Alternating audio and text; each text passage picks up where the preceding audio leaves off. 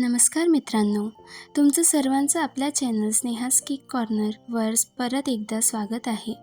आज तुम्ही विचार करणार मी आज का मराठीमध्ये बोलते.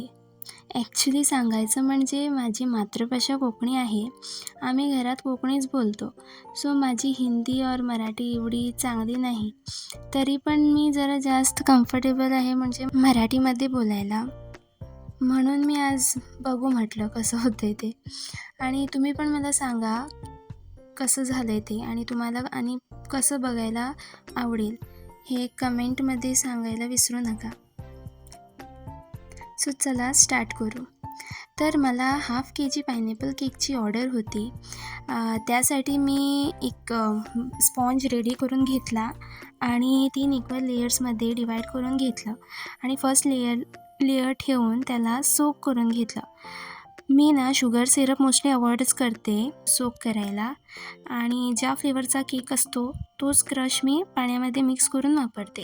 आता सोक करून झाल्यावर क्रीम टाकून ते इक्वली स्प्रेड करून घेते. तुम्ही जर बिगिनर असाल तर पायपिंग बॅगमध्ये क्रीम टाकून इक्वली स्प्रेड करून घेऊ शकतो. क्रीम लावल्यानंतर अराउंड 2 टीस्पून मी क्रश ॲड केले आणि क्रीममध्ये पण मी थोडंसं क्रश ॲड केलं होतं आधी आणि मग असं करून नेक्स्ट लेयर स्पॉन्जची ठेवायची आणि सेम स्टेप बाकीच्या लेयर्सवरती पण असंच करून कंप्लीट करायचं.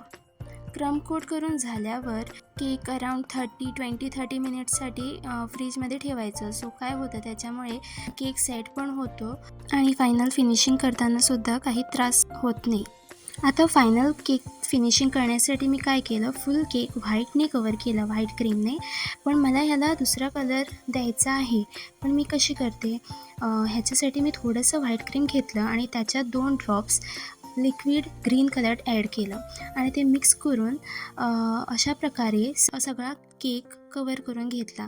ह्याच्याने काय होतं, जेव्हा आपल्याला जास्त कलर पण यूज नाही करायचा आणि छान लुक पण द्यायचा असतो ना, तेव्हा आपण असं करू शकतो. आता मी इकडे 2 नोझल, एक 2D आणि एक नॉर्मल स्टार नोझल वापरून छानसं डिझाईन तयार करून घेणार.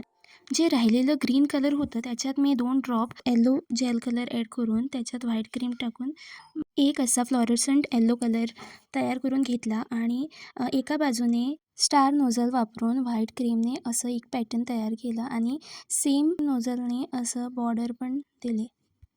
मला इकडे हॅपी बर्थडे पण लिहायचं होतं आणि त्यांचं कोणाचं केक होता त्याचं नाव होता गुल्लू आणि मी इकडे मिस्टेक करून वेगळंच काहीतरी लिहिलेलं.